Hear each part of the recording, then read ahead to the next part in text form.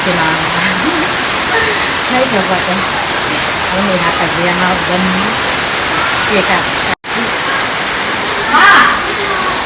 Manit parcel abot. Order oh. Eh? Nasipit ko kulis na ulit na shopping. Ngayon mo rin alam.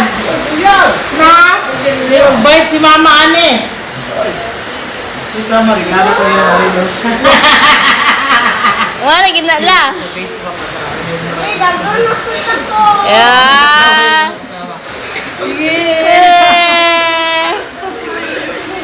Try ate. Bate, try. Mamigo ba? Anda. Nato. Ang pagmahal sa atong ginikanan, dili lang sukaranan ang material na bagay ha. Kay ang importante yung respeto.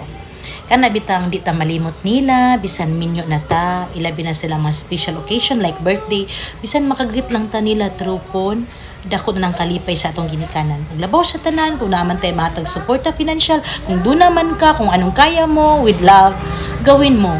Kaya diya nga bahin, mo na ipuhunan nga, ang Ginoong nagtanaw ka nato, panalanginan ta.